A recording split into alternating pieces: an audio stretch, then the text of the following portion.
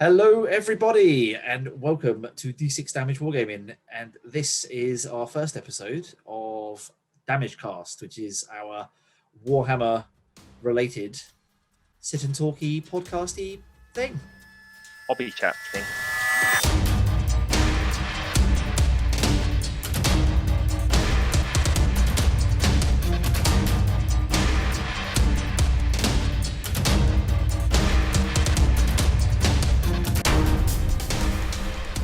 Right, okay, so first off, if you are new around here, feel free, if you like what you see, to drop us a like and a subscribe, maybe a comment, tell us that we're wrong or that we're right, whatever. I'd be more wrong than right, I probably think I'd be wrong, yeah. But cool. Paul, what's going on?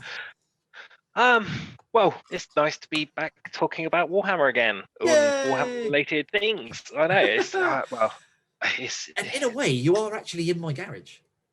Or a picture. I am in the garage. Yeah. I'm in the games room. You're in the gaming garage, yeah. Unfortunately, we can't actually roll any dice at things because that's not how it works. Yeah, no. It doesn't work that way. But yes, but these dark times has given us plenty of opportunity to get our hobbying done. So right. So I think I know I've done a lot of hobbying, and through our WhatsApp chatting in our group, I know we've all done a lot of hobbying. So should we start off first with Warcry? What we've done Warcry wise? Yeah, cool. As we ended our filming with Warcry, we'll start with Warcry. Yeah, sure. So basically what Tom and I have done is, which probably a lot of people have done, is gone 50-50 straight down the middle on the Catacombs box set. Yeah. It's quite good. You've decided, you wanted the Scions because, let's face it, Dudes on Fire are pretty cool, and they fit into your Chaos stuff. Yeah, well, I do play Slaves to Darkness, so yeah, they're a twofer for me.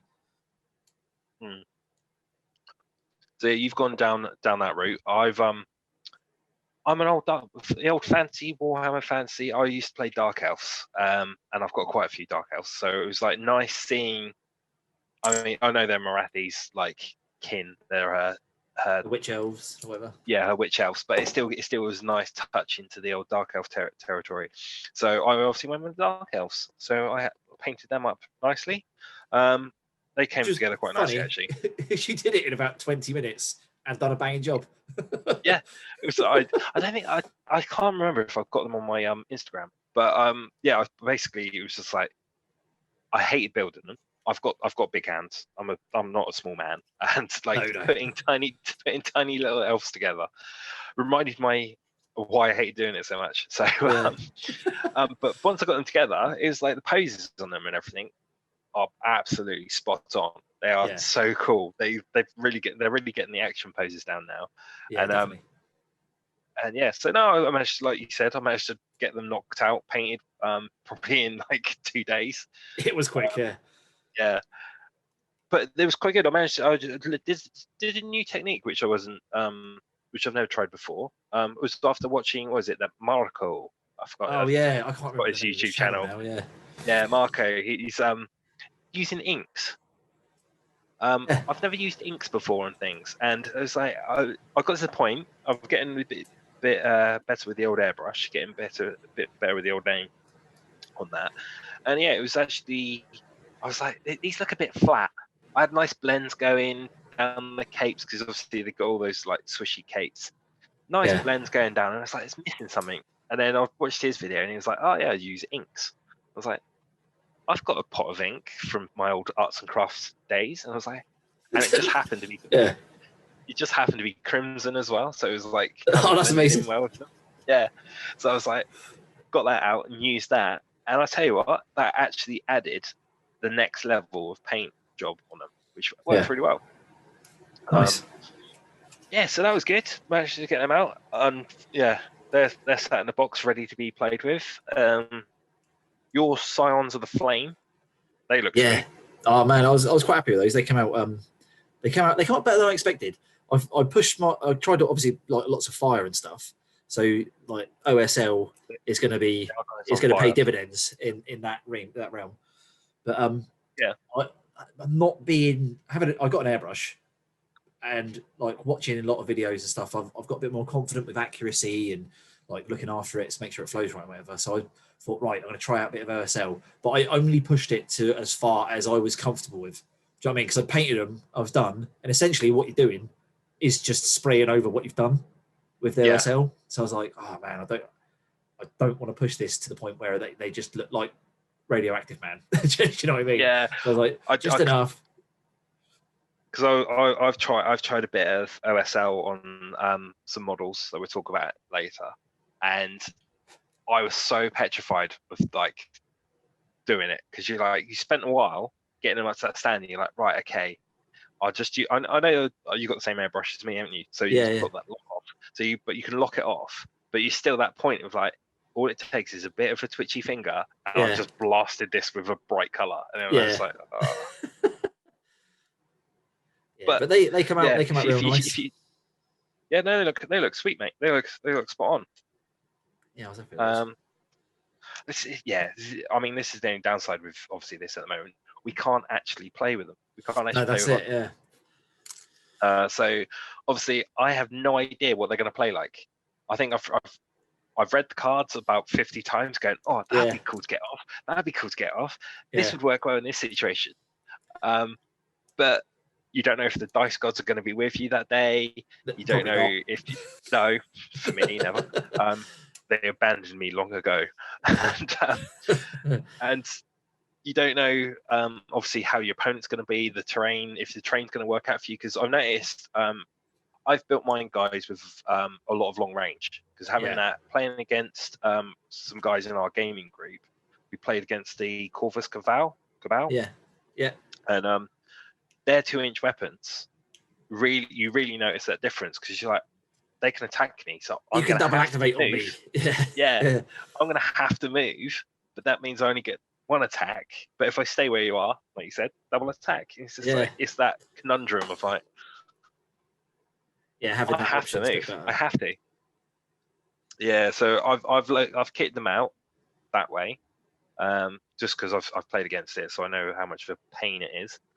I've also, so I've their abilities as well is they just the main chick, forgot her name, the hovery lady. Her ability to just like lash out, and then if she cuts herself, she can lash out 6 inches, and it's ridiculous. Just like, just charge her in. But I mean, this is it. I've watched a few battle reports with them. But it's hard watching a narrative, like the way other people play, because they kit them out differently, they play them differently to get the actual feel for how they're going to play for yourself. So yeah, I think you're feeling the same, aren't you, with that? Oh no, definitely. I've looked at some battle reports with the Scions, and there's some proper like nasty tricks going about. But I think it might be the same for you. When I look at people playing battle reports, I kind of feel a bit like they're not playing with like Tome of Champions, and it's not in a campaign system. So, like, you know what I mean? They're doing like a one-off game. They're just doing like a pickup game, just like going, right, this is the Scions, this is what they do. Yeah. I'm not really getting a feel for how they develop. Whereas, like I know it's sort of tooting our own horn a little bit, but like when you get further into a campaign, like for the campaign we've just made, when you get like, I don't know, game 6 or 7, and the warband is almost unrecognizable from the first game. You know what I mean? Everyone's got items, everyone's got abilities, you've got a new like mercenary or a monster or whatever. So you've put like the warband plays completely differently. So watching a few battle reports, I think it's good because I'm getting to like, I know the names, I know like the the situations where you would use an ability and that sort of thing. But it's kind of not really giving me what I want to see. I want to see like a bit more of a grizzled, like maybe a bit more experienced warband going on. Do you know what I mean? Is that just because we play mostly campaign, like long campaign narrative stuff? I don't know. I think what it is with that respect, I think it's kind of like if you're playing a one-off game, you've got no risk or reward for anything, have you? No. It's just like if this if that that a person, it's a tiny model. If that person dies, they're gone out of your warband, and I've built up a legacy for that person. Yeah. It's like with from our previous campaign, which if you haven't watched it, go back and watch it because it was great. Yeah. Shora Ogrebane Kingslayer. Oh yeah. Like she built up a whole backstory, and she follows over from our gaming group campaigns. Yeah. So she's yeah. built up a like whole legacy, a Warcry whole 1. story. Yeah. So she's brought up a whole backstory, just for herself, and she's just a lonely plains runner. But she's killed leaders, she's killed ogres, hence her name. Well, she's like a tin things of like that. Ronsil. She's exactly what she says on the tin. Yeah. She's a Kingslayer and an Ogre Slayer. Yeah, pretty much spells it right out. But then it's like old Scar Maintaker. Yeah, he earned built a himself name. Yeah. And I think that's it's good watching to how to play, but you don't get a feel for what it like you said. You don't get a feel for how it actually works together. Yeah. And I think that's obviously why we enjoy playing campaigns, because you get to build up that story for your tiny little toys that you push around the table. If you want to find out why Scar Maintaker was called Scar Maintaker, go back and have a look. Go back and have a look. You'll find out. That was cool. But yeah, I mean, and there was, it just basically worked out that was a perfect name for him, because it turned out he did more. But again, it's a lonely plains runner, and everyone given the names their like leaders and their second in command and whatnot. But when you've got like your lowest 55-point mook, like scoring big, like getting big kills and like making a name for himself, you're like, okay, I'm invested now. Yeah. And so I mean, it's a shame we can't get around to basically testing what our toys can do. Yeah. But I mean, it'll be worth the wait though, because we've got a 3D board going on. If anyone's part of any Facebook groups or anything like that, you've probably seen, or even if you're on Instagram, I'm sure I know other people have done it. But it's like our take on it, with the boards all 3D with magnetic walls and all that. So it's proper setting a scene. Working on it. Yeah. Yeah, we've set our friend up tirelessly working on a 3D board for us. I mean, from what I've seen pictures of it, I haven't seen it in person yet, because I know it's sat next to you. It's literally right there. Oh, damn you! But because I haven't seen it, but the pictures I have seen, it's like, that looks so cool. Yeah, that looks so cool. Because I mean, this is the other point where we've gone 50-50 on it. I've decided to do the terrain, which I have got primed here. Oh, the scatter terrain. I've got the terrain features. Yeah, scatter terrain, and you've got the not objectives. No, I'm doing the doors. Walls, doors. That's it. Yeah, the brick walls. The brick walls are they're brick walls, so it's just dry brushing and stuff. So it's not really like. Yeah. I mean, there's going to be a bit of OSL on them, because there's like there's lanterns on the floor, so you can like do a bit, and they've got OSL around it, like a little, they're printed, so they've got like a light source around them, which you can then bleed up onto the wall well. So it'll look pretty cool. But I mean, if like we've had all this work going into this board, you kind of want to do a good job on the old terrain now, don't you? Because you want it to blend in. Because I mean, sorry, mate, go on. I was going to say, when I did the first edition Warcry terrain, the standard box set, I don't know how I managed to do it. I just managed to get the terrain so it matched the board. I didn't even try to do that. I just ended up going in that circle with like tutorials I've watched and like just the paints I had. So I was like, okay, I'll try that, and ended up done that way. So that's why I'm kind of want to get them to match the board for this one, so it just makes it all blend in and look really cool. Yeah, you sort of done yourself a bit there, because we went halves on the original box set, and then I said to you, didn't I? I was like, do you want to paint? I give you the choice. Do you want to paint the monsters, or do you want to paint the terrain? And you were like, do you know what? I quite fancy painting some terrain. when you said that, I was like, you can't take it back. You can't take that back. You're painting the terrain. Yeah. But I actually enjoyed it. Everyone knows terrain is a slog, and I got to a point where it was just like, what have I done? I'm dry brushing after dry brushing. My hand and wrist hurt, and I just want this to end. I was in like a perpetual hell of dry brushing. but it panned out. I was like, because Yeah. every time I turned up, and we used when we in our gaming group again, when we played with a bit of terrain that I hadn't painted, I just felt dirty putting it on the board. It's Yeah. like I had to apologize. Go, no, I'm sorry, it's done. It's not painted. That's all done. It looks amazing. Oh, yeah, it's well worth it. So yeah, use it in AOS as well. So I mean, yeah. I mean, you also did the video for the Catacomb review as well. Yeah. The next one up on that. So I mean, yeah, I mean, you having all the literature as well, you can read up on it. Yeah. So I done the book I'm reviews for you a lot. What was it? The Tome of Champions 2020 and the Catacombs one. Both books. Yeah. That was pretty cool. So, I mean, you must be even more eager to play. Oh, mate, it's the it's reading the new. Sorry, I'm concentrating. I'm trying to glue a tiny snotling pump wagon. Yeah, the new campaign system in the 2020, the Tome of Champions 2020 it's outrageous. Like, sadly, I don't think it's something we can really do on the channel. Right. Just because I think it says you got to have like a minimum of 3 players, and then there's so many games, and it's like a long haul, you know. So like to put it on the channel would be like there's like 6 months of content. Do you know what I mean? Yeah, it's a ridiculous amount. And if you want to be like, you know, putting out different things, different game systems and stuff, different game types, really it's not practical. Well, yeah, especially as we're like married with kids. Yeah, we've got houses and jobs and wives and children and stuff. Imminent new babies. So yeah, I think it would. Our time is like tight anyway.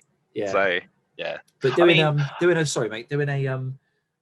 Catacombs campaign using the Tome of Champions 2020. So in the same sort of format as the first campaign is happening, because that's like there's so much that's different, but it's our tried and tested format that works well for you know, for making videos and stuff, but it's got that extra twist and flavor to it. Well, I think it's not just for making like the videos. I think for us it was kind of nice because we've got other stuff that we want to play. Oh, definitely. And we've got a lot of stuff coming up that we want to play as well. But you know, we're not investing so much time into one game type because we're like kids in a candy shop. We've got all the disposable incomes. We can buy stuff, so we buy all the games. Yeah, and we play them all. So I think, and personally, to me, it didn't feel that bad because I mean, at the time of filming that campaign, we were also playing another campaign with our gaming group on a Thursday. But you're okay because you had 2 warbands. I was playing the Untamed Beasts in both campaigns. So it was getting to a point where it's like, oh, you've got this ability. No, that's in my other warband. And like my friends are doing it as well, going, oh yeah, why didn't you pop this ability? You got that last game, didn't you? It's like, yeah, that's a different campaign. Stop playing. And then and then obviously it did start to bleed over a bit into the actual the one we were filming as well. Because I was like, oh, I could do. No, I haven't got that. No, that's Thursday nights, mate. Yeah. So I mean, I enjoyed it, but I was getting a little bit Warcry out. I'm not gonna lie. It was. We were playing a hell of a lot of Warcry at that point. Yeah. So I mean, I think the format we did was perfect. I think it worked well for us. It didn't cut too much time into our stuff. But and we got to play with all our toys. We got to see got all our abilities. Got to see how it worked, and I got a good feel. Or you got a good feel for it. You know, it was like Warcry light, if you want to put it something. Yeah, because it was a condensed campaign, wasn't it? Because we didn't actually play like the full on the chart on the sheet. Like your warband roster, you've got the circles that you fill in. We like cut like 4 of those circles out to condense it down. Yeah. So you'd still get a decent amount of progression, but it wouldn't be like 6 months of our lives. Yeah, I mean, because when we first played Warcry, in the first campaign that we played, I mean, we played a lot of games of that. I got stuck on my first convergence for like 7 games. We played weekly, games. So it was 7 weeks. Yeah. It was almost 2 months. 7 weeks of being stuck on the same thing, and it got demoralizing. I did notice that. Yeah. Well, because the bottom lip was getting so low. Yeah. It was unbelievable. Tripping on the way out. So yeah, I mean, so I think that's when we can game again. I think that's going to be I think I'm happy to do that. I mean, we could even pop in some special tournaments, like special games where we've got Gotrek, Gotrek, Gortrek, or there's the challenge battles. So you do have challenge battles, we can bring in just do a one-off where I don't know, one of us will be trying to beat up Gotrek. I'm going to say Gotrek. Yeah, Gotrek. Yeah, Gotrek. Correct us if we're wrong. If it is wrong, drop a comment. Tell me I'm stupid. I don't know, but I'm going to say Gotrek. I also say path and bath and grass. And grass. Yeah, and glass. Because we speak the queens. I speak the queens. Then I'm over there. I'm looking that way because I've got the Mega Gargant. There's rules there's rules to fight a Mega Gargant in that book. So 150 wounds, I think. 120 wounds. Either way, more than like your entire warband. So there's loads of scope to be doing. Like you pretty much could just make content on Warcry if you really wanted. But obviously we like playing all the games. So we will be. It's a bit of a slow grow process because obviously we're, like you say, this isn't like what we do full time. We just do this like for fun. So there's been quite a bit about Warcry. So then we'll be moving on to a different game type, and then when that's done, some of them will be shorter than others as well. So it won't be like there won't be like a whole campaign. Some will be like a little condensed thing, and so on. Yeah. So okay, so that's what we got planned for Warcry. Yep. Moving on, you've mentioned obviously the other game that we're getting into because you're building something for it right now. I am indeed. Yeah, I'm painting something for it now. We also went the old 50-50 on the BloodBowl season 2. Is it season 2? Season 2. Yeah, BloodBowl season 2. Again, so we were my little snotling pump wagon. I'm doing my little troll. I say little troll. My troll's probably that's bigger than a snotling pump wagon. Yeah, bigger than a vehicle. Yeah. We decided to go 50-50 on that. We rinsed the first season of BloodBowl. We played so much of BloodBowl. It was unbelievable. We did. Again. Yeah, what was it? It was one. I think the women went out for a night, didn't they? They went out for an evening. That's right, you came round, and we entertained ourselves with a lot of ale and a lot of BloodBowl. I think we played like 6 or 7 games in a night. Yeah, just in a row, weren't they? Yeah. Back to back. It was like win after win or lose after lose. I think I managed to draw against you once that whole night. Yes. Yeah. Is that right? Yeah, it was, wasn't it? Yeah. I think you. I didn't win a game, but I didn't lose one. Yeah. It was like. Because I had the Skaven. I was playing the Skaven. You were. I think you did the switch between the orcs. Yeah, I played a few games of the orcs and a few games of the humans. Yeah. Yeah.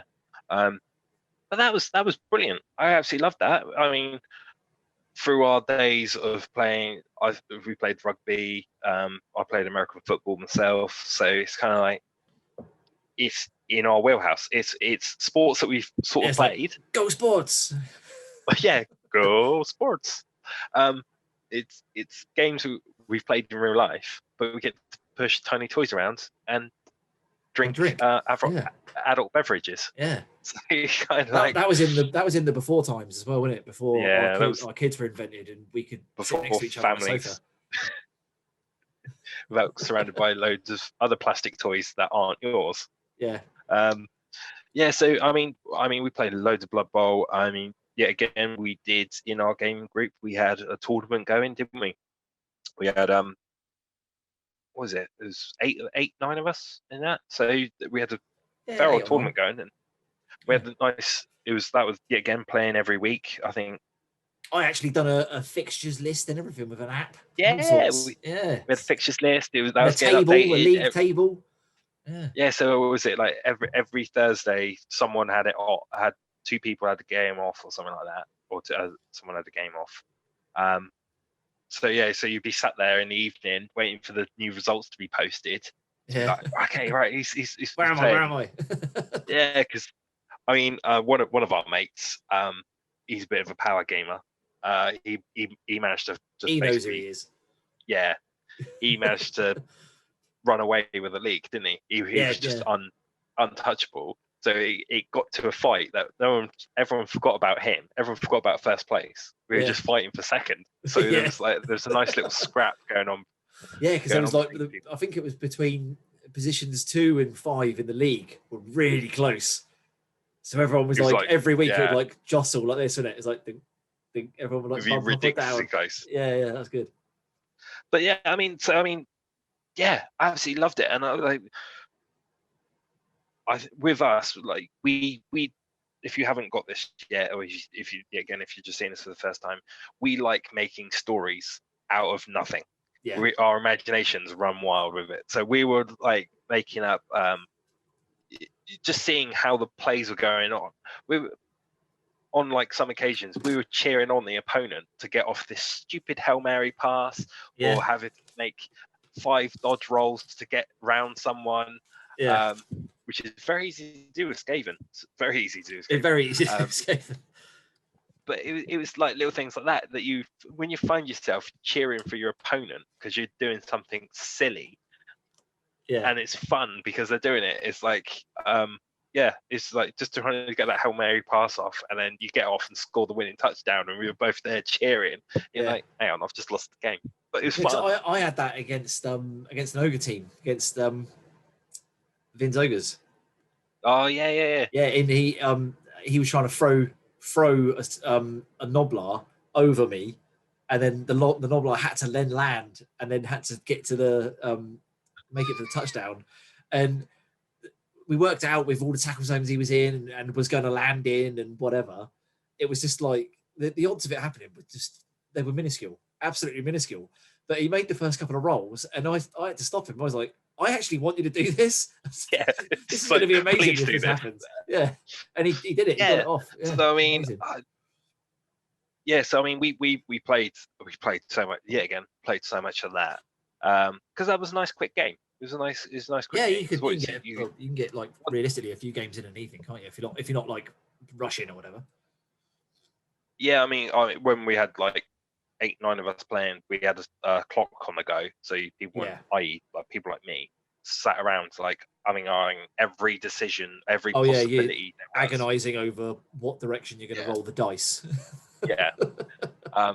Gods are very fickle. They like them rolled in a certain way. So I mean, and it still doesn't work. Because I haven't found the right way yet. That's the problem.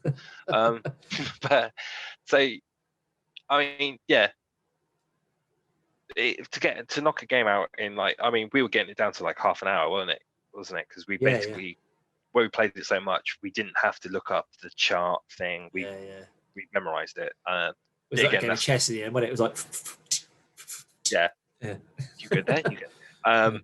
We knew the special rules off by heart, so we didn't have to look them up. I mean, because looking up that chart, looking at the old reference chart, oh, your strength this, I'm agility that, blah blah blah. Yeah. It goes back to the old fantasy Warhammer, which obviously used to drag the game out even longer. It was nice when we got into that, and it was just knocking them out. But apparently, again, you've got the box, so you've had a flick through the old book. Yeah. They've streamlined it, haven't they? Yeah. So like they've changed a lot of the old charts and stuff to be like the number that you see is the number you require. Yeah. As opposed to like, okay, so I'm agility 4, that you're this, so that means I needed 2. It's like your agility 2+, you needed 2+. That's Yeah. it. That's the, because I mean that was the annoying thing, because we were playing Age of Sigmar at the time as well, and they just started switching over to you hit on a 2+, you wound on a 2+, or Yeah. they just started turning over to that. So we were just like, why didn't you do this? Because we had all the cards and everything. Why didn't you do this for Blood Bowl? Because it would have been so simple just to say, on this card, I need a 2 up, 3 up, 4 up, whatever. Yeah, I mean, that's going to make it. Oh, it'll be like you said though. Once you got used to all the old stuff, you could just hammer through a game real quick. But I think they've done it this way to be like just intuitive for new players. So they haven't got to go. I mean, because so I got to, what do I need then? And like they can just go look at their card or their bit of paper or whatever and go, I need that. Yeah, you know. Yeah, I guess that's. I mean, because we obviously any had old veteran players are going to be like straight off the bat. They're going to know what they're doing, like easy peasy, you know. Yeah. But I mean, that's it. It's having that to like new players coming in. You don't then feel like you're like, oh, come on, it's this. Because I had it when I started playing fantasy. I was late to playing fantasy in that. I had it when I'm there trying to look up something, and I've got someone shouting at me going, "It's a 3, it's a 3, it's a 3." I was guilty of doing that to you. Yeah. And I'm like, you can say that, but I don't know why it's a 3. If I figure out why it's that, then I can say, okay, it's that for a reason. It's a 3+ ball. Which obviously, it's a 3+. So I've dragged out the game. So I mean, if they've made that more streamlined, that's it's going to be like riding an old bike then. Riding a bike for us. It's literally straight back into it. We've probably ridden a couple of old bikes. Yeah, probably. Because so we went 50-50. I've gone for the Thunder Valley Greenskins because that's the fellas. I've obviously went Skaven last time and they were very agile, so I'm going to see what a bit of muscle can do this time. Yeah.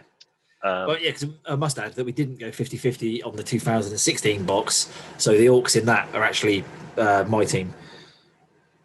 Yeah. So I've like because the Skaven nice were ones you bought separately. So I've been enjoying painting these. I'm enjoying painting the green skin.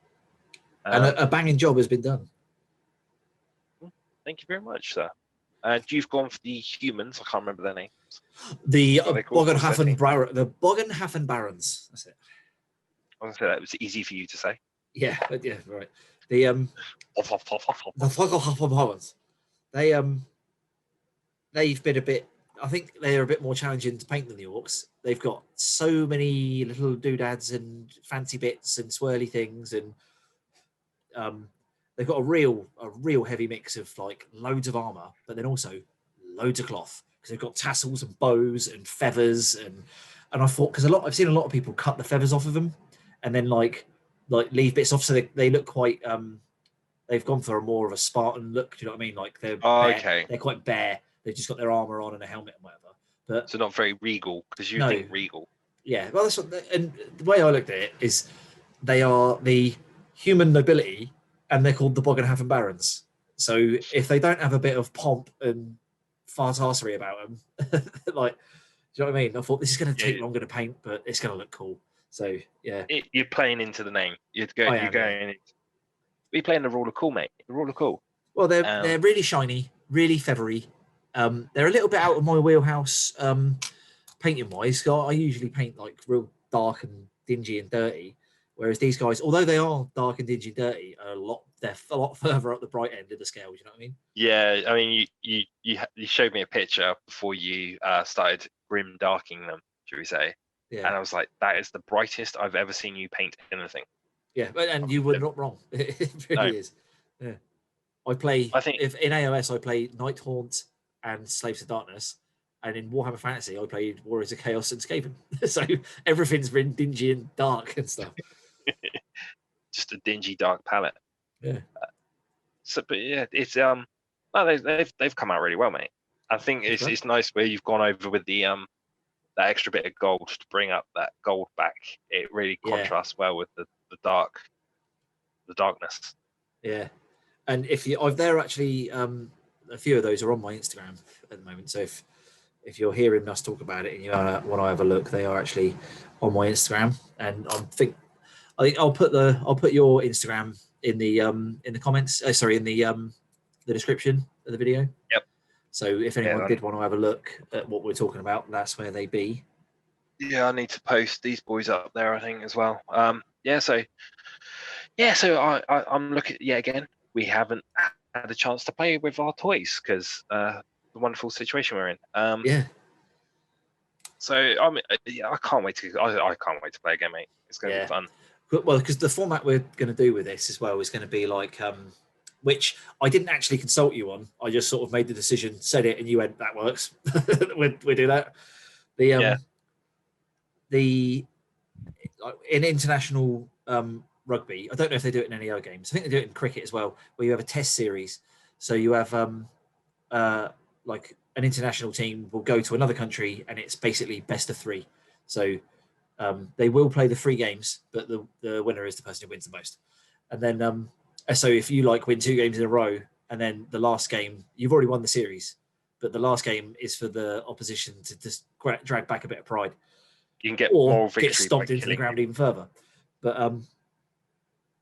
so basically, it gives my goblins enough time to get a name. They can name themselves. That's it. If my goblin, which obviously being new to orcs, I didn't realize my goblins were going to be my linemen. I thought, they're going to be the back, but no, they're my linemen. Which, looking at the rules, can be quite kind of a good advantage, I think. I mean, they're going to die. They're going to die easily. Yeah. But it's gonna if a goblin can take out someone named, that's it. Yeah, name. As long as we play enough games that I can get a name out of someone. That's what I'm going to name all my guys, and obviously they're going to be ridiculously sounding Germanic names. The lots of Vons in there, I think. You're going to chuck a few Vons in there. Yeah.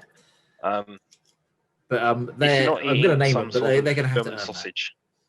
Oh yeah, there'll be like Helmut von Sausage Schmacker and stuff like that. That'd be mate. I'm so looking forward to this because like we said, the amount of fun that we had cheering on the opposition whilst we're playing it was ridiculous. Because we do the test series, like for the opening one will be obviously the box set, so it'll be the Bolgenhafen Barons taking on the Thunder Valley Greenskins, and then I also bought the what they called I can't remember the name. It's a stupid name. The Crud Creek Nose Pickers. What are they called? What are they called? They're not Snotlings. Snotling. No, they are Snotlings. Yeah, sorry, Snotlings. Yeah, Snotlings. The Snotling team. So it'll be them taking on, I don't know, Skaven or whatever. We've got we've got a bit of a deep bench in regards to Blood Bowl teams. So we can do it. We can knock a few of those out periodically. That'd be quite cool, I think. Yeah. I mean, if you gone Snotlings, I'm tempted to go halflings, and then we can have like a stunty match, mini match of minis. Yeah. That'd be cool. A stunty match. And so the unfortunate thing is, even though we're really excited about playing Blood Bowl and we've painted up all our little mini, we've almost finished painting them all up. I know I've got the ref to do. You've got the ref. I'm doing the dwarven ref. We can't play any. We can't play it, so I don't know how they're going to do. So okay, the thing that we are looking at going into is which again we started in our gaming group. I mean, we did play this a while ago as well, the old rules, but I love it too much because of the effectiveness that you can build from it. Is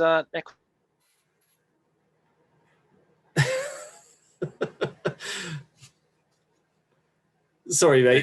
You froze there. You froze there, and you looked like that Have you seen that episode of The Simpsons where they try to use that still image of Homer? No, Mr. Simpson, don't take your anger out on me. you look like that. You did. You're like, ah, brilliant. It never pauses in the right thing. It really didn't. So what did that? But Necromunda is where did that pause on? It stops with you going, and that game is Necro. It's Necromunda. Okay. It's what you were trying to say. Necromunda. Yeah. Yeah. Okay, right. So yeah. So what am I cutting back into this then? No, just keep talking, mate. Keep talking. Okay. Yeah. So Necromunda. We got back into playing Necromunda, and that is a time-consuming game, but I love it so much that I'm happy to get into it. Because there are rules for everything. I mean, that's the bit I like, because I've mentioned it in many of the other game types. I'm like, surely you can't. How can you do that? It's like I had a big thing with AOS and fleeing. It's like, you're running away from me. Why can I not at least get one hit in your back away from me? It's like, how is that not a thing? Oh, it's not in the rules. Now Necromunda's gone the other way, and there is literally, but there's a rule for everything now. It's like, your shoelace is untied. Roll a dice to see if you can tie it up. It's like, I want to jump down there. Do you want to land on your left foot or your right foot? But I mean, that's it. I mean, it fully does. I mean, because obviously we follow a few of the Necromunda groups and gang groups, and I think Necromunda worldwide. Yeah. And some of the effort that people put into it is outrageous, absolutely awesome. Yeah. I mean, yeah. I mean, unfortunately, if we were sensible enough and chose a game type, that would be fine. But unfortunately, we haven't. We choose to play everything in our time. So, but we have got back into playing a bit, and yeah, I've fallen in love with it again. It's I think it's amazing. Yeah, step into it if you want to, and if you don't, it's a full library. How deep you want to go into it on scale of, like, if you just want to have a quick game, just chucks and gang together, play a game. I mean, that's what we've been doing to learn the rules again. Yeah, good fun. Yeah. So I've got a couple of I've got a couple of gangs now, and it's actually quite fun playing the different gangs, seeing how they play differently. And yeah, it's nice. It's different. But like you said, it's learning all the rules for it. Yeah. It's gonna be the taker. So I mean, that's gonna be a while till we get anything filmed for that. Still well in the learning stages, but also still in the building of terrain, and because we've not done it by halves. We've got like a whole, like, with Zone Mortalis and a whole Sector Mechanica stuff going on, and a lot of the Sector Mechanica stuff is done. Like, it's, that board that I painted up years ago. We can use that. But as for like using, we've got like a load of tiles. We've got a rare beast in the what is it? The Bad Zone Delta 7, the Chaos themed Zone Mortalis board. Oh yes, we managed to get a couple. Yeah, found that, didn't we? Found one of those in the wild. And like Vincent, the one making the Warcry board, he's our terrain man, and he's fully into building the terrain for this Necromunda in as well. So the board is going to look good. Yeah, I mean, not as good as some of the standards, but that's ridiculous. Yeah, I want to play with other toys, let alone just that. But I think that's our intermediate projects that we're dipping into. And again, we just started a campaign with our mates to see back into it. They seem to enjoy it, because it was definitely. Yeah. It was nice having rivalry coming back into it. So I mean, I still don't know what band. I keep saying warband. too much Warcry. I don't know what gang that I want to come in, play as. I'm tempted because I ended up buying the Dark Uprising box set because I was just like, I'm bored. I want to build stuff. You wanted it there and then, and you were getting with that. Yeah. Yeah, so I got that. So I've got you obviously chose the Corpse Grind Chaos. Yeah, I went with the Corpse Grinders. Yeah. You could put a Chaos symbol on anything, and you could sell it to Tom. Oh, you could put Chaos. You could literally put it on a dog turd sandwich, and I'd be asking what garnish came with it. Yeah, you bleed Chaos. So you went with those, which do look amazing. I've gone for the Palatine one because let's face it, they are just technically judges from Dread. They are basically a gang of Judge Dreads. Yeah. If you go onto my Instagram. Yeah, they're on there. If you go onto my Instagram, I've got mine painted up there in the Judge Dredd style. Yeah, they're in the Judge. They're in the Judge colours. I'm really pleased how they came out. Yeah. Yeah, I'm just pleased how they came out. I was almost tempted because you can get little like eagle shoulder pads. Yeah, I've seen them. A bit too off scale for my liking, and it was just like no. So that, and I've just bought Dark Imperial money to buy. No more money to buy like little shoulder pads. And I also jumped on the old Ogrein bandwagon. I think they're down there somewhere. You did. I'm just going to grab my, because I've done up what's it called as well, an ambot, what they called scrap code ambot. So he's just off to the side here. I'll grab it. Yeah. So yeah, I obviously bought as well because they're cool models. You got some ambots to make the scrap code ambots. I've built the Ogrein, but I haven't painted. I'm looking forward to painting them. I'm getting a bit more practice in doing my skin tones first because there's a bit of skin on those. There is a bit. So I've seen those. Yeah, the old scrap code ambot. I've not really done too much of a conversion, but he's you can see him that well actually under the light.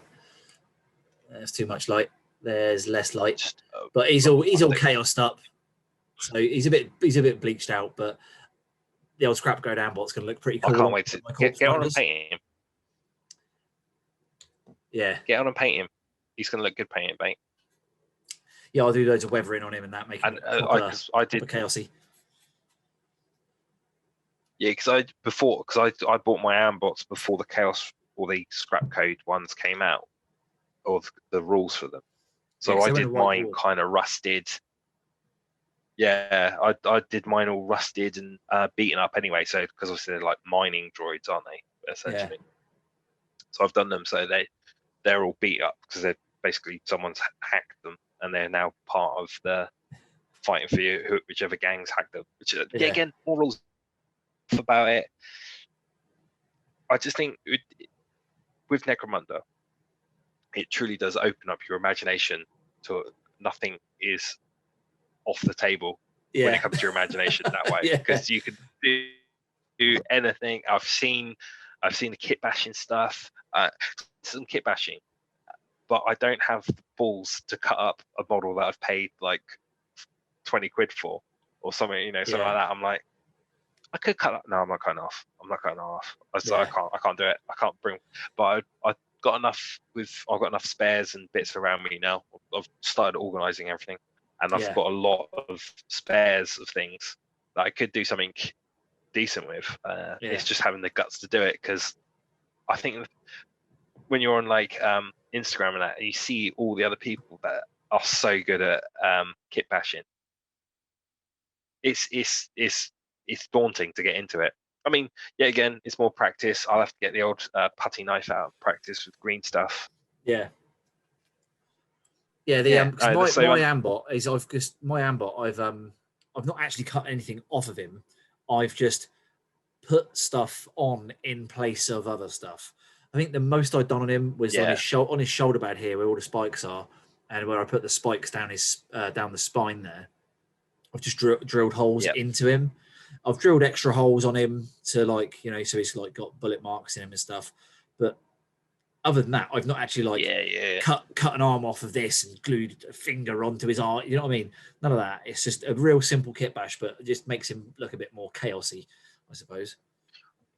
Well, it's I mean, that's quite easy because they look kind of beaten up anyway.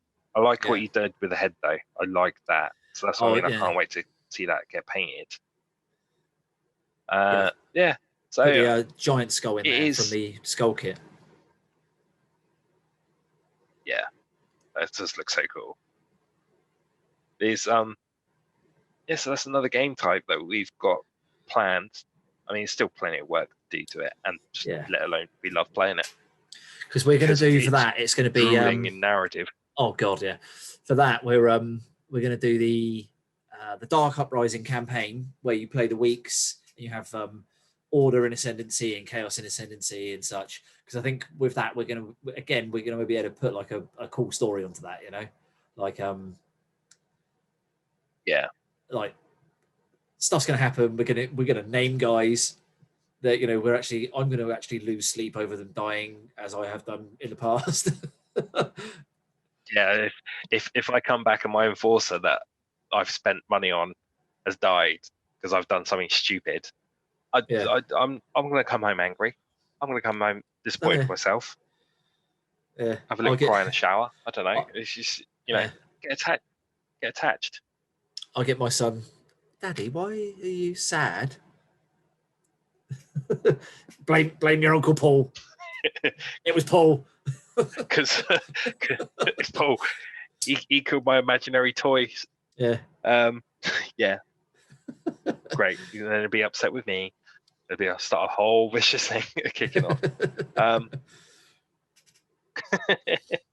So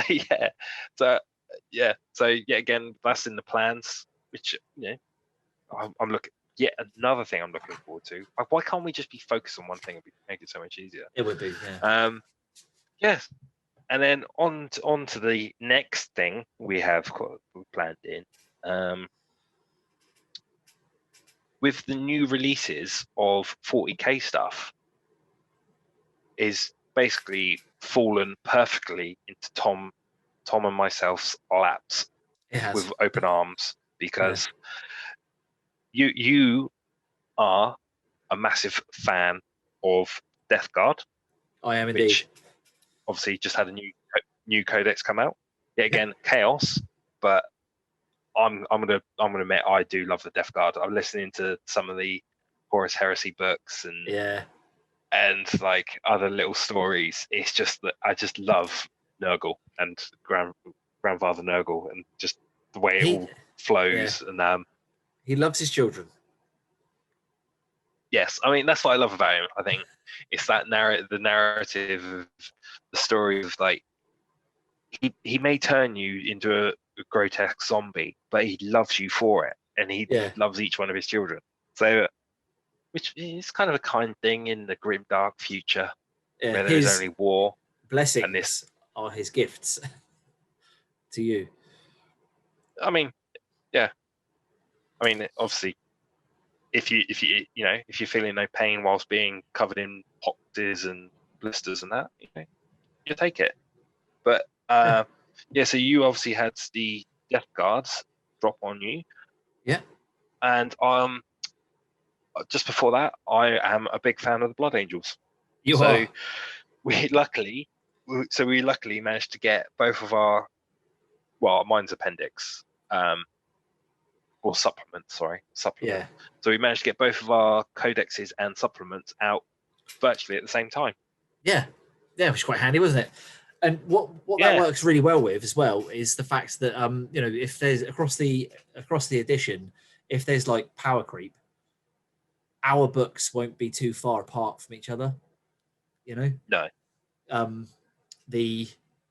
So when we do our campaign for that, what we're going to do for that is a crusade campaign. Probably use some of the obviously the crusade rules, but I purchased the White Dwarfs that came out that have got the flashpoint zones in them, the war zones. Oh, brilliant. Okay, yeah. So there are the rules for playing in a specific environment. So there's one that's Awesome. like more of a city-based one. There's one that's like quite like there's loads of Necron stuff. You get different items and stuff like that. So as we're playing through the campaign, we can forge a narrative and have like guys, units getting battle honors and battle scars and extra mutations and all sorts. There's so much you can do with the Crusade stuff like that. Love it.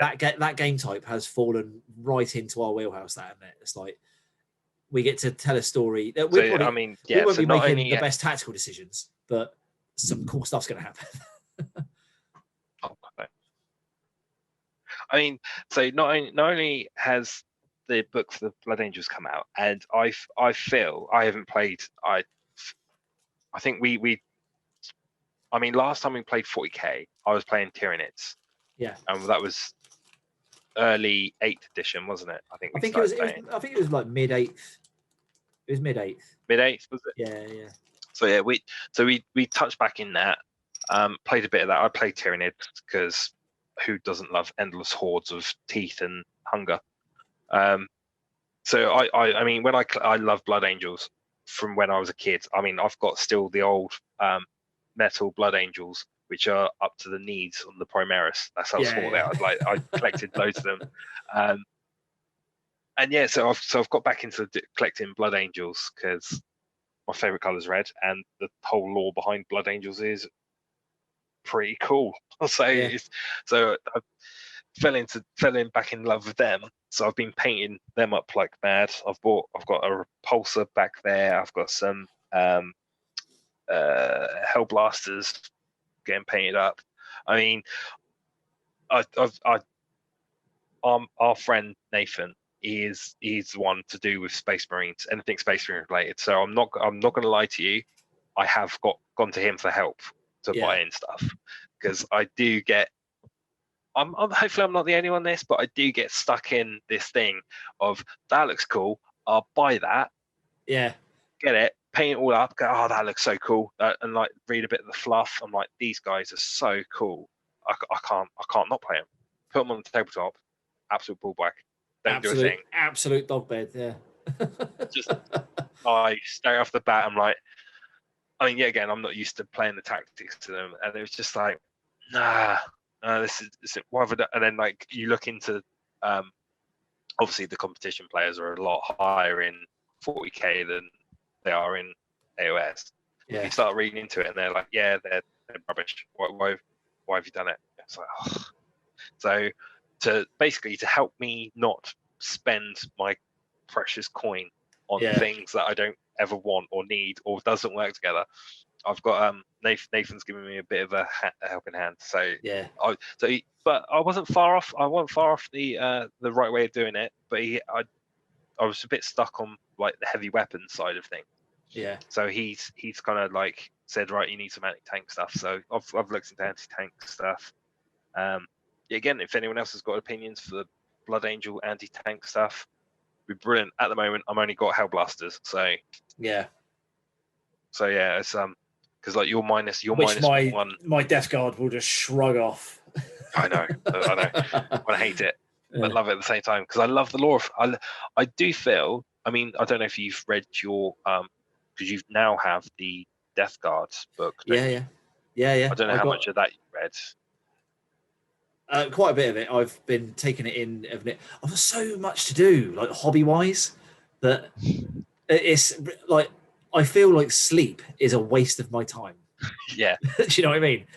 So I could go to sleep, or I could paint this next model. Yeah.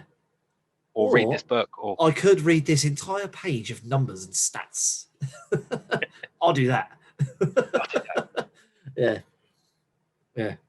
I mean, again, I haven't played Space Marines or Blood Angels for a while, but I definitely feel, and from the reviews I've listened to from like Forged Narrative and things like that, they've got my juices flowing for them because they feel like they are they've got a theme to them now. They're not just a generic Space Marine painted red. Yeah, They've got their own feel to them, like especially with their red thirst, where it's just add attacks to everything that you charge because you're angry. And it goes with the fluff. And I think obviously going into this crusade as well, doing a crusade campaign, I think that's where you can really make a small combat patrol. Yeah. Combat patrol. The start, you can build that and then build up from there. I mean, because what is it, 50 power level or something? I don't know what points wise, but it's a small force. It's like under 1,000 points. It's like 750, something like that. And then it's like the next game, add in extra dudes, whatever, another unit, things like that, and then we'll actually get like a proper narrative going for it as well. So there is actually a story and a purpose to it, and then it will culminate in a huge battle that obviously we both want to be a cool story, but obviously this is the conundrum that we're in. We want a cool story, but we also want to bash the snot out of each other. So it's it. But I think the build up to it, with your units getting scars or honors, I like the scars. I like the people getting scars on things because it gives you a reason to like, right, they gave me a bloody nose last time. I want to hurt them. It gives you a drive to go out and cause some damage to someone else.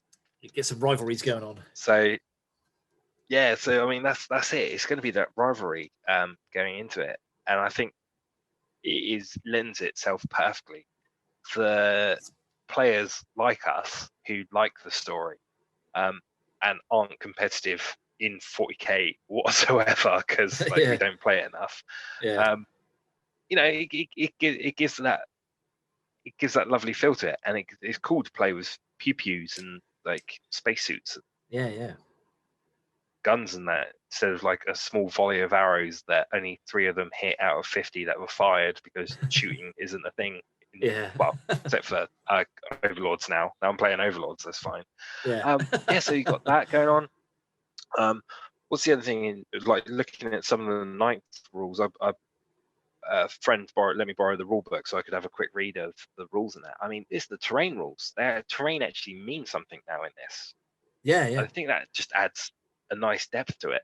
It's like the whole fact is your troops can run through a building. I think that is a perfect little, because why wouldn't they? Why wouldn't your men be able to run through a building? You like to be off in a fantasy world, but still be grounded with a bit of realism. Well, I want a fantasy world that makes this building sense. isn't just there. This building isn't just there to be annoying because now I've got to walk around this building that's got massive holes in it. I want to be able to go through that building. And like especially if you're playing when you've got like 20 to 30 hormagaunts on the table and you've got to slowly chain them round the building in this horde whilst getting shot at. You're like, can I not just climb through that? It's just like, let me just come through that because then these are scary. Or they're scary in massive hordes anyway, but when you've got sorry mate, I talked over you there, but that's all right. No, it was just what was you saying? My multi.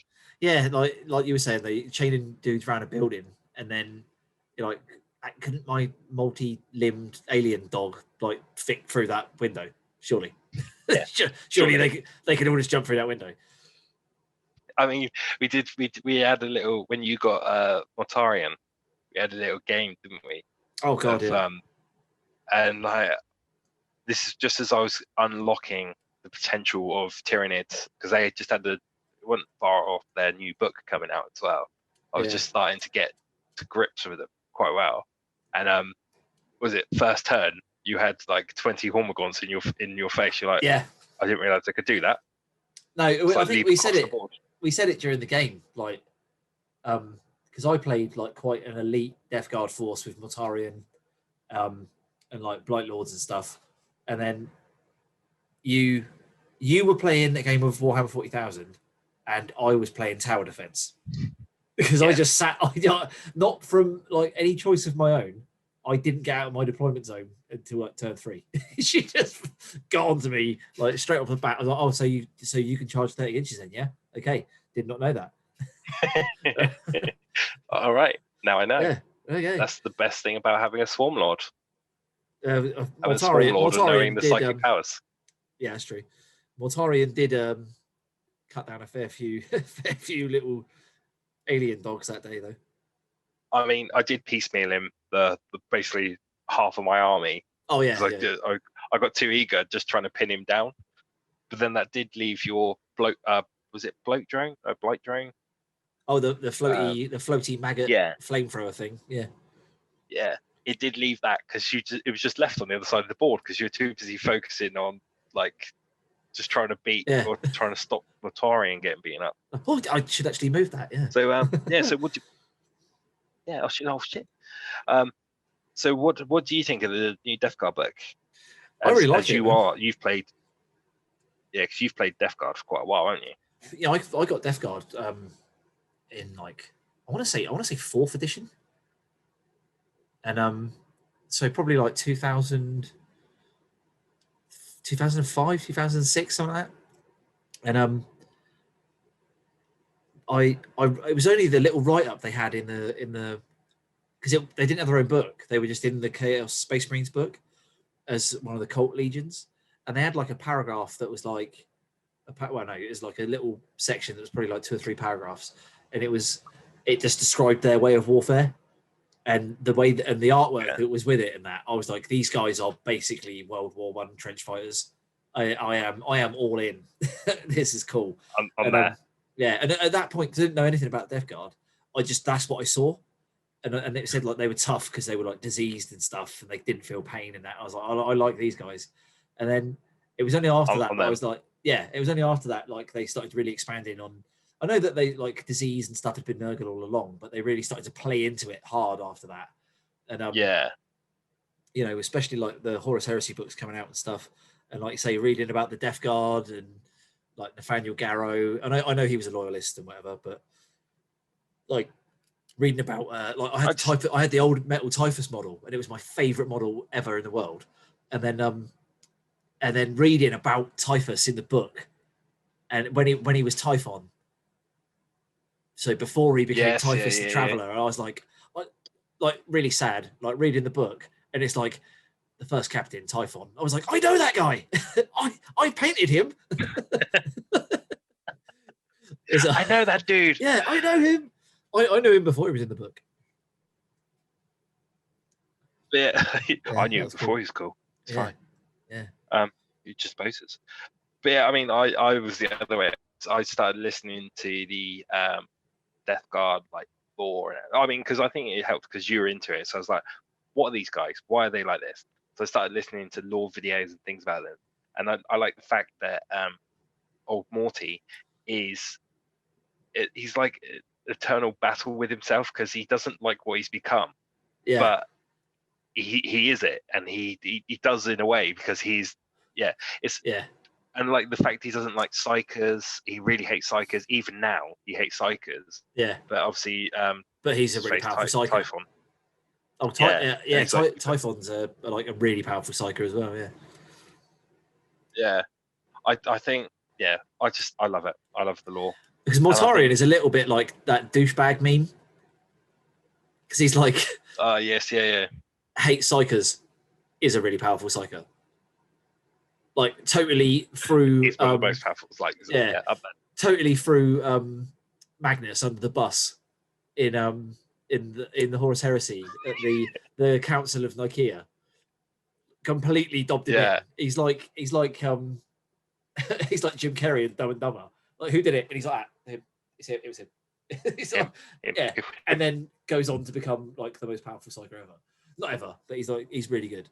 And then game wise, you know, game wise, he's really good. And then you've got like Typhon, and what made him even cooler is that he kind of reminded me a bit of Darth Sidious, where he's like he's so powerful he can actually mask how powerful he is.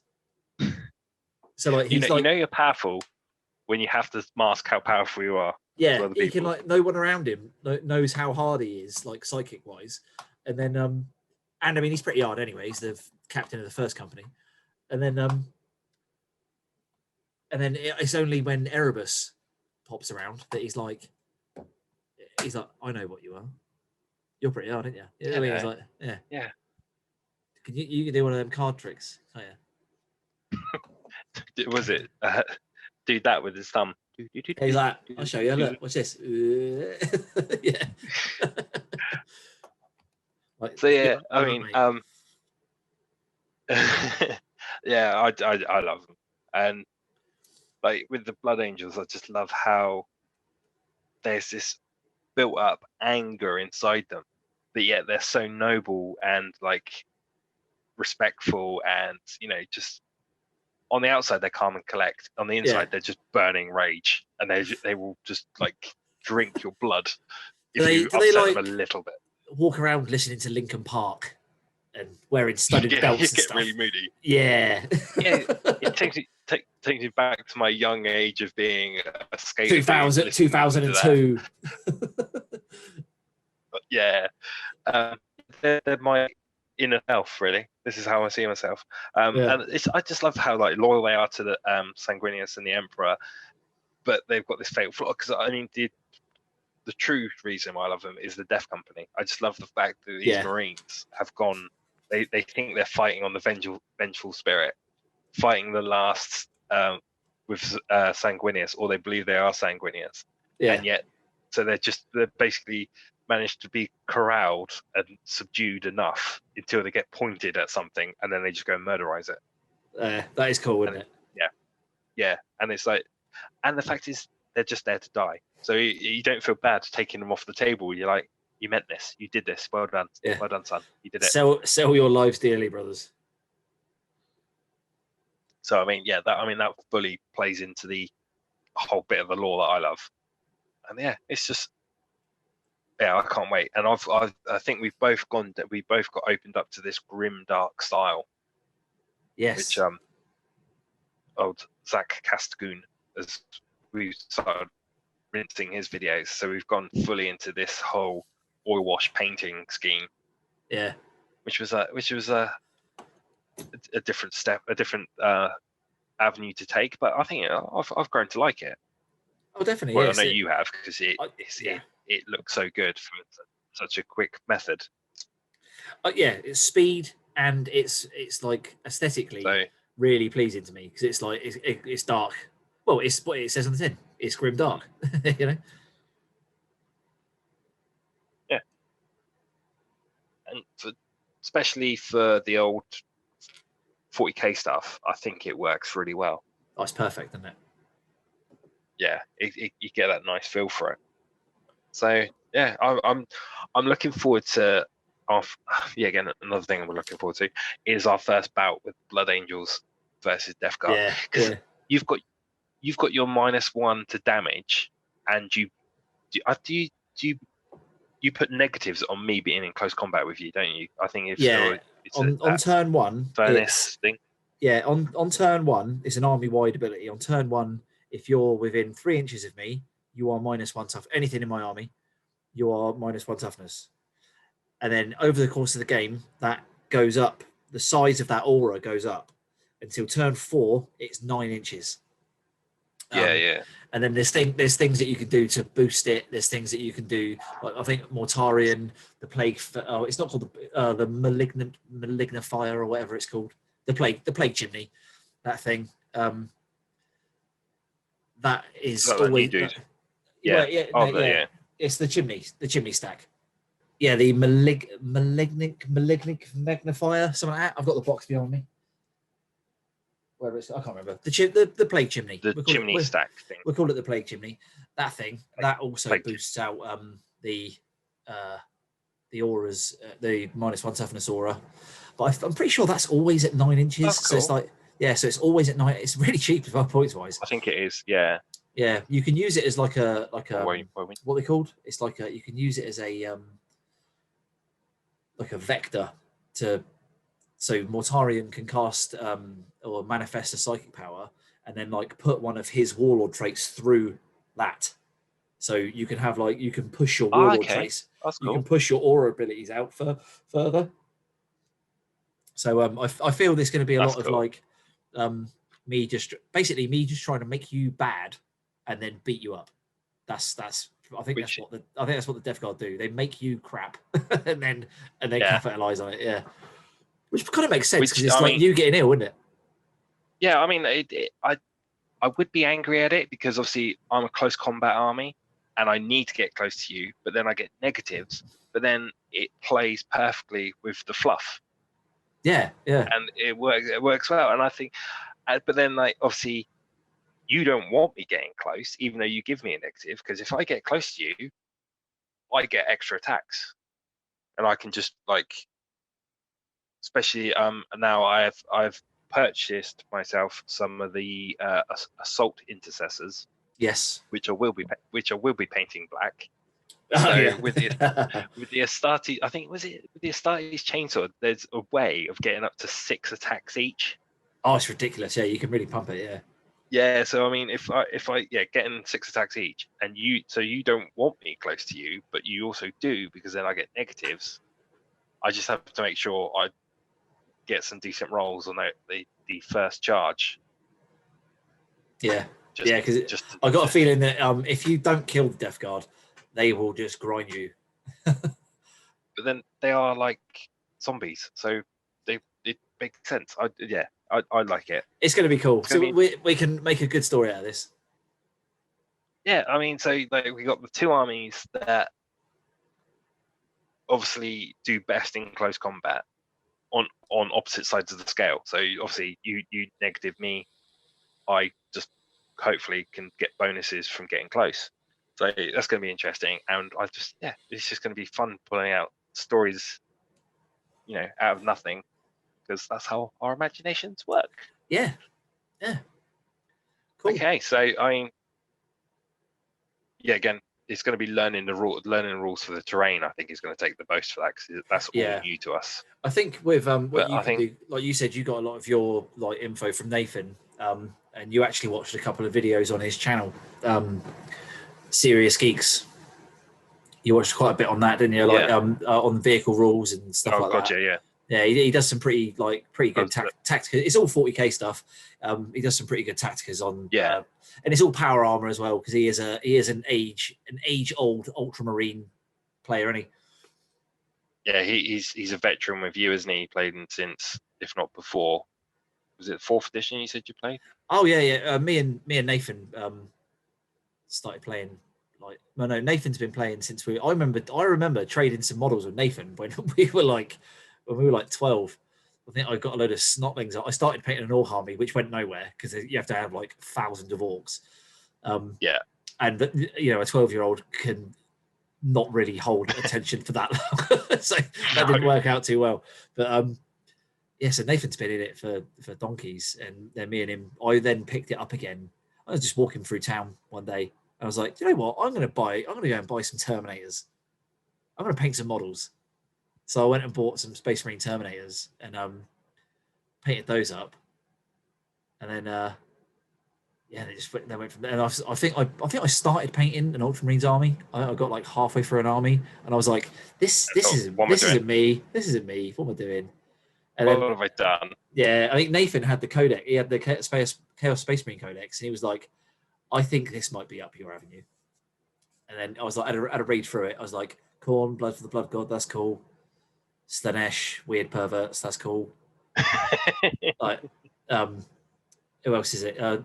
Space Wizards, Thousand Suns. Yeah, they're pretty cool. I was like, Death Guard, eh? Hello. Just went from there. Hello. Yeah. Like rules wise, I think it's gonna be quite cool. The rules wise, the armies match up well, and then lore wise, we're both up to the hilt. Like, love it, and I think we can really go somewhere with that. That'd be quite cool. Yeah, we can get something really good from that. So then I think that brings us on to our last hobby update of what we're doing and what we have planned is AOS. Yeah, back into the AOS stuff.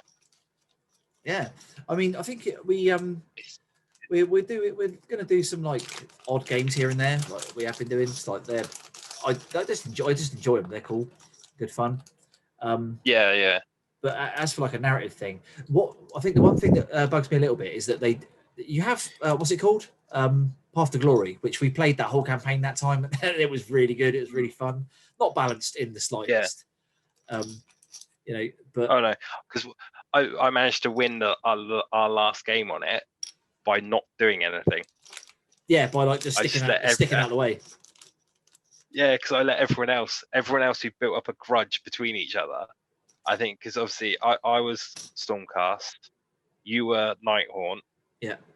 Wongo was Gloomspite. Gloomspite, that's it. And what was Vinny? Vinny was Ogres. Ogres, yeah. It's more tribes. Yeah.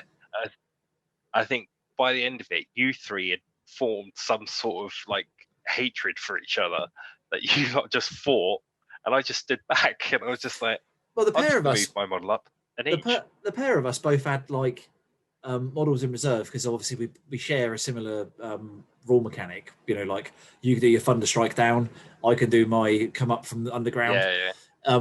And we were both like waiting, like, right, when's a good time to come in? And I was just like, oh, I didn't come here to hug. Like the black coach is going to charge. Let's go.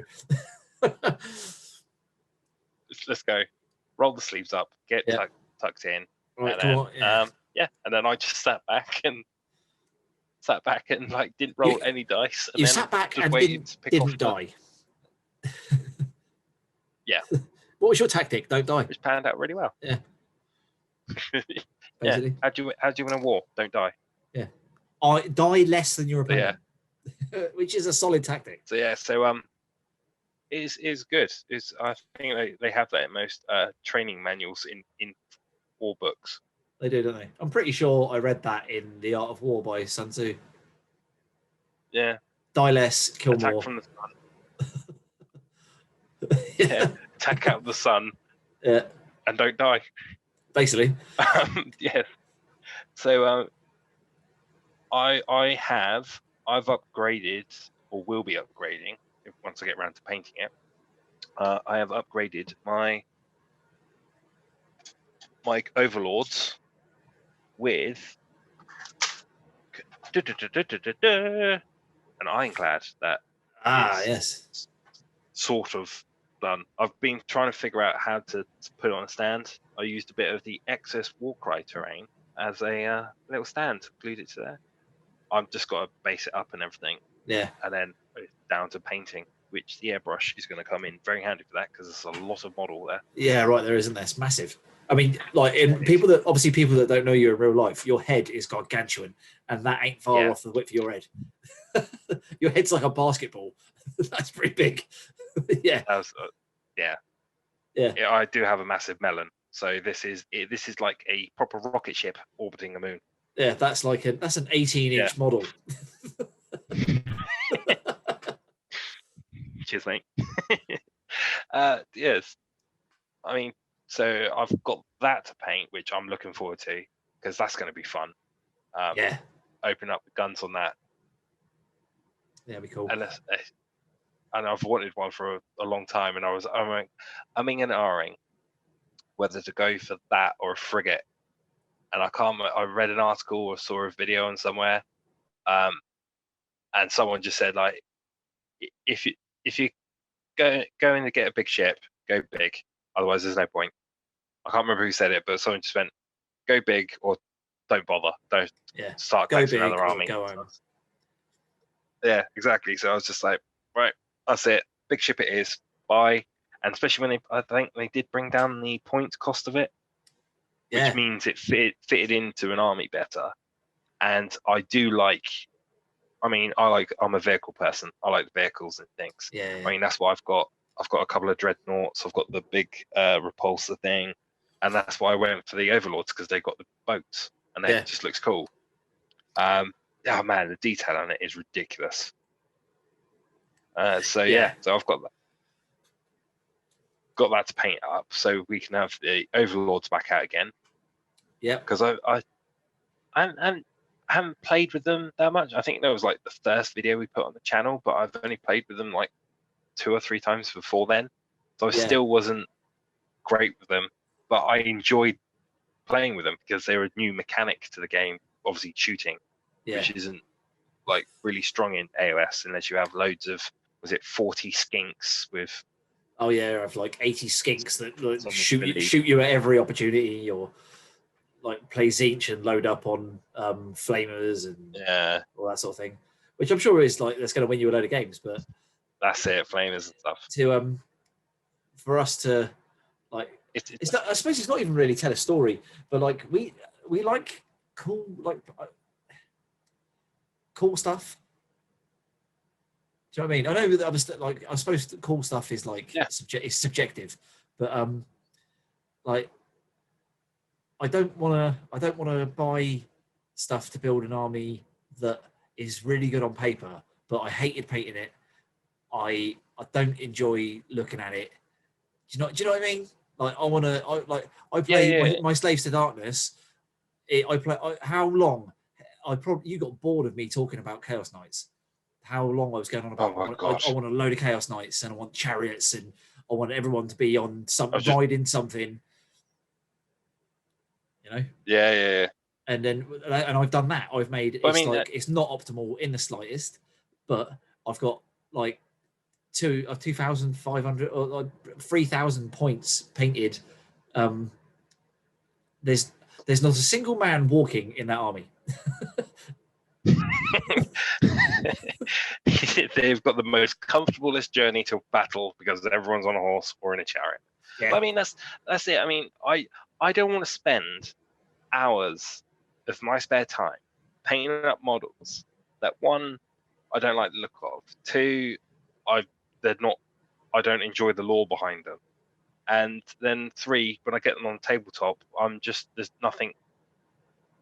But not saying there's nothing happening, but like if you power game in that way, and then you know the outcome already, so why play? Yeah, no, I know what you mean. You just keep playing. Yeah. You just keep playing it and hoping, someone's going to come up with something different to challenge you. But like we come up with a challenge that no one's made it. We've made our challenges ourselves just because we've chosen an army, a war band, a team, or whatever. We've chosen a way of doing something that isn't the norm. We've just gone with the rule of cool. This looks cool. I want to play it like this, and then it, get a bit teary because like we can't roll for shit, and then stuff goes wrong. Yeah, quite often. Yeah, quite often, painfully often. But yeah, so I mean, I think it's nice making an army. Or a warband. Warbands are nice because they're quick and easy to knock out, and you haven't invested much in them. But when you've invested into an army, you want to play what you want to play, not the meta. Yeah, and with Slaves to Darkness. Sorry to interrupt. With Slaves to Darkness, the like Marauders. Marauders are like one of the best units in the game. You know what I mean? Like if you load up on Marauders, they ain't never failing a charge. They're the rules are ridiculous. When they get there, they can have so many attacks that they just bash you, and then like they can have like, fight when they die put on them and blah blah blah blah. Which is like when you go into a tournament, the whole idea of going to a tournament is to win a tournament. Like obviously there are people that go there for fun, for the painting element, for the social, that sort of thing, which is cool. But like you go to a tournament, if I went to a tournament, I'd be like, right, I want to at least do the best I can in this, just so I don't feel like, you know what I mean. There's no point in going there. And so if you want to do that, that's cool. But like those models, I hate those models. Like they are all like Conan McBignipple. Do you know what I mean? They're like they're like the barbarian from Talisman. You know? Oh like, yes, yeah. Or like Gandalf Big Hands. They've all got massive hands. And like you can do like proxies and stuff and whatever. Like that's cool. But I don't know. That's not what I wanted. I want to play Slave Darkness. I want Chaos Warriors. I don't want chariots. I want a Warhammer Fantasy Battles Warriors of Chaos army in Age of Sigmar. Yeah. Do you know what I mean? With like Archeon, painted Archeon. The big man is up here behind me. You can see his silhouette there. Look. Yeah, you can just see him in the background. Yeah, he's all painted up and ready to rock and roll on the channel. Like, we haven't seen him on the channel yet, so like, and I'm really happy with the paint job I've done on him. So the first game I'm playing, be warned, the first game that we play and I use Taste of Darkness, I'm using Archeon. So why would you not? Why would you get something? Why would you get something that cool? I mean, I don't even play them, and I was tempted to buy that just to paint it up and use it as like a centerpiece in the living room. He sat there looking at me for about 10 months. I built him in my old house and sprayed him, and then I was just sat there looking at him like, no, it's just intimidating. That's like, that's massive. I really want to do it. I really want to do a good job on this. And, yeah, getting him painted up. It took ages. It took like 3 weeks of him sat in front of me. And then you got bored of me saying, "Look, I painted this arm. Look." Yeah. Well done. His arm's now painted. Yeah. I've glued his wing on. Look. Yeah, I mean, the Ironclad isn't as big as him, but I know what it is. You do a bit. I've got it all built up. Because I was going to build it all and then paint it. But like, for instance, I know that you won't see this, but I've got like I think it's like the bit where you put all the coal and fuel and that, the boiler sort of thing. And on that is loads of little dials. Now, I'm a sucker for painting all the bits that you won't ever see, but that's tucked away. Yeah, that's tucked away underneath the main balloon, right in the ship. And then you've got like a I was gonna say pilot, the man with the steering wheel, sat in front of that. So I'm like, I can't get to that if that's all there. So I've had to build. I think it even tells you in the instructions to build it in painting sections. But there's loads of little details on there that to do, and yeah, it's just so that's why it's only in this sort of state at the moment, because I'm like, I want to paint these things. I mean, even on the cannon that has a shield around the front of it, there's like, even between his legs, I've just noticed this, there's a dial that you never see. I will paint that. And because I know if I glue that guy in there, I know that dial hasn't been painted. So that was going to bug me. No one's going to see it. You see, I would be like, I'm gonna just put a bit of PVA and a bit of sand on that. Can't see that anymore. None oil, the lot of it. Yep. That's it. Yep, that's it. None oil that. So yeah, no, I appreciate the. It is a slog to do a big model, but it's so impressive once you've got it done and it's sat there. And when you've put your heart and soul into it as well, you're so pleased with the outcome. Yeah. Oh, when Archeon was finished, I took him indoors and bored Haley, my fiance. I took him in there. I was like, look at this. Just stop. Look at this. Stop paying attention to our son. Look at this. Yeah. Stop whatever you're doing. Yeah. And just look at this. And yeah, my son, he calls him Snaky Flappy Ra. Which I think is a very apt description for him. He does have, because he's got like a snaky tail. He seems like a snake. It's like, I thought, I'm not going to go into it. So snaky, yeah. And he went, and anything with wings is flappy. And obviously, Drogar looks like he's like a dragony type thing, isn't he? So he's like a dinosaur. Yeah. Which is a Ra. So in his little brain, he was a snaky flappy Ra. So it's quite an accurate description. And that has sealed his fate into getting into Warhammer now. He's shown interest. It has, yeah. It's so Archeon's full title is Archeon the Ever-Chosen, Snaky Flappy Ra, Grand Marshal of the Apocalypse. That's his full title. Snaky Flappy Ra. Yeah. Okay, and that shall forever be. I'll bring up GW now and get them to change the. Recall all the boxes. Get all the literature reprinted. Reprint it. Sorry, we've changed his name again. Sorry. Or that could be the next in the Broken Realms. He's coming back as Snaky Flappy Ra. Yeah. Although that could actually describe Marathi as well.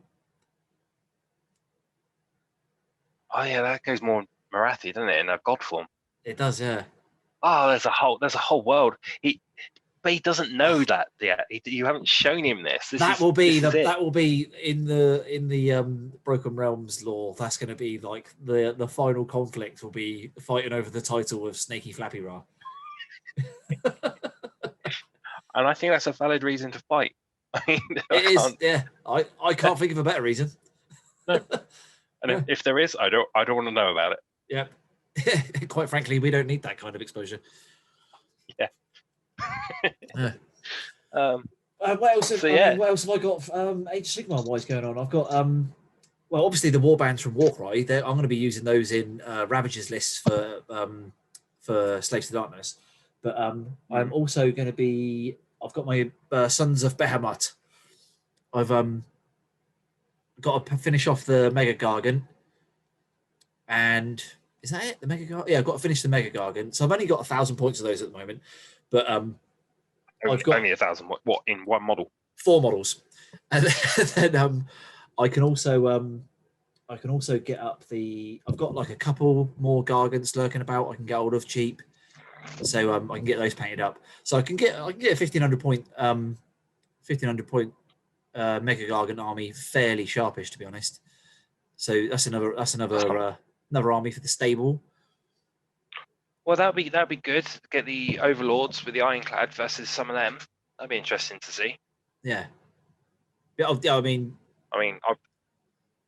they're probably the worst matchup for Gargants, I thought. I was going to say, because I won't want to get near you, and I can keep away. But if you get on an objective, I've got to try to peel you off of it. Yeah. Or I can just kick it across the board and be like, well, you know, there's really weird, like sneaky things you can do with them as well. Because it's like, do you know? I can't remember the game, the mission. The battle plan now, but it's the one where you've got 4 objectives, 2 on neutral in like no man's land, and they score 2 points, and then people are opposite people. And if anyone's got this far and is still watching it, they're probably screaming the name now. But it's the one where you've got 2 objectives here, and they're like 2 points. Your home objective is worth 1 point, but your opponent's home objective is worth 4 points. And if I play the Taker tribe, so use a Kraken Eater, I can kick my home objective out of my deployment zone, so it no longer scores you 4 points because it's not in my deployment zone. Okay. So I could kick my objective along with me and try and take your home objective, and you can never score 4 points off of my home objective. You can do some proper douchey stuff with it. Yeah, that's probably where I like it, douchey. Yeah. Yeah. So okay, yeah. I think that's basically all we've really been doing, isn't it? Just painting and thinking what we could do with getting stuff ready. Yeah. Yeah. We like hit the ground running, didn't we? We came out the gate pretty fast and like got the campaign going like regular weekly basis, like you know, recorded like a few in a row, get some uploads going, have a little break, record a few in a row. We had like a good flow going, and then obviously the unpleasantness struck the land, and it sort of like it hampered us a bit. So well, we got into lockdown. We got out of lockdown, and then we managed to do a little bit, and then we're back in it now, and we don't know how long we're going to be in this for. So I think this. Sorry, I think this is going to be. We're going to do a few more of these. Obviously, they're going to be a bit more focused on a topic. This was just a quick catch up of what we've got planned, what we've been doing. I mean, I need to upload some of my stuff to Instagram because I've got quite a bit painted at the moment. So you know, people can see what we've been doing. But yeah, so this is our plan. This is our goals that we're going to be doing. We just need some normality back to actually get there and do it. Yeah, to actually get some like some battle reports out and some narrative campaigns and stuff. Like it's frustrating. It's a bit frustrating, isn't it? It is. Like at my hobby desk, I've got a wave of like plastic shame going on. I've got like unbuilt stuff here. I've got stuff that's been built. I've got primed stuff. I've got shelves of terrain. I've got half built stuff ready for the next stage, and then I've got stuff that's finished that I can't play with. So I'm just like, yeah. I mean, I'm sat here. To my left here is our gaming table with like the Warcry board set up, so I can get like a bit of a production line going with the painting of the terrain and whatever. And I've got the boxes of like the stuff that we've bought, and I'm like, I come out here, I start painting, and sometimes I get a bit lost, and I sit and look at the table for like half an hour. And I'm like, I've lost all focus here. I don't know what I'm like. I'm like that waiting guy meme. Do you know what I mean? I'm like stood in a swimming pool, looking at the floor, swinging on a bench, like, waiting to play. Oh, Pablo Escobar. Yeah, yeah. Because it's got to be more annoying for you, because you've got the table, you've got all the gear. I mean, apart from the models I've got, you've got everything there, but you've got no one to play with. Where I've got all the models, but I've got no one to play with. So it's just like, but you've got the setup. So I mean, that's got to be worse, because you soon as this is over, I could literally just like jump in the car, rock up, and then we could start playing. That's how that's what I mean. It's all set up your end. So it's literally just there to play. Yeah. But you're so lonely because you don't have anyone to play. Yeah, I mean, like Austin, bless him, he's just going to want to destroy everything. He's like he likes rolling dice, but he's not obviously like he knows. I showed him when I showed him Archeon. He was like, he went to touch him, and I went, oh, no, you can't. You have to be very careful, very careful. And he was like, and he touched the wing and was like, oh, like, I got really excited, and I was like, that's enough, that's enough. And then and Haley, bless her heart, she wanted, no, not wanted. I think it was a pity offer. She was like, Saturday night, do you want to play that game we played, Silver Tower? It was Silver Tower. She was like, do you fancy playing that? And I went, yeah, knowing full well that she'd forget about it. It was a pity offer. Do you know what I mean? Like by Saturday, it's forgotten. She wants to watch whatever crap she wants to watch. Some celebrity does something. I'll program. I'll sliver off out into the garage and sit out here till 1 a.m. painting models. But like, she offered, and I was just like, bless her heart. But bless her. Yeah, she shows willing, but it's annoying. It's annoying. I want to play. We tried a couple of like online Skype things of what's it called? Underworlds. We had to go. That was fun when it lasted, but it wasn't the same, was it? Wasn't the same as actually. No, I mean we had the setup. So what was it? There's 4 of us. There was like 2 playing, 2 watching, just for the socialness, and we had another camera on the board, so it worked well. Yeah. It's just a shame. I hate the game. I hate Underworlds because I can't get around to it. But it was nice just listening in and having hobby stuff. I mean, we've been doing a few hobby chats with like our mates whilst we've been sat at the paint desk. So you got that, but yeah, I want to roll some dice. When the Blood Angel stuff came out, I got the cards, I got the dice, and I haven't even unpacked the dice yet. The dice are still in their box. They're still like sat here. Yeah. And I want to roll them. I want to see what they feel like, but what's the point? There's no point. I just forget. Yeah. Just go, oh, okay, that was fine. Then put them in a box and hopefully I don't lose any. The BloodBowl snotlings. So I bought the dice for those, and I couldn't help myself. I cut them open straight away. Obviously, there's no science to it, but I cut the box open straight away, and I was like rolling them, going, "Oh yeah, they roll good. Yeah." They feel nice in your hand. Nice weight. They feel nice. Yeah. You got a nice weight. Crying whilst I rolled them pointlessly. Pointlessly for nothing. Yeah. So yeah, okay then. Right, I think that's basically everyone caught up. Pretty we went off a bit. Yeah, we went off a bit on a tangent, but yeah, I think if people like this, we can do this again.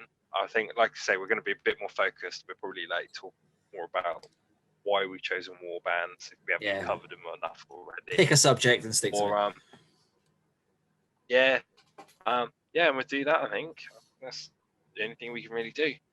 It gives us a chance to vent about Warhammer and Warhammer related topics without boring our wives and fiancés to death listening to us talk about our toys and how excited we get about them all.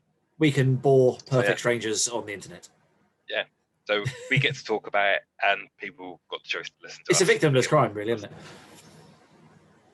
Because they can't stop us, Yeah. can they? Well, they can not watch.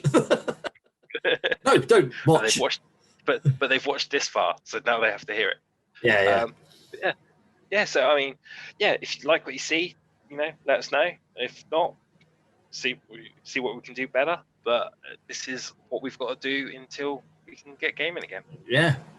Cool. So, we will catch you next time. See you later. Bye.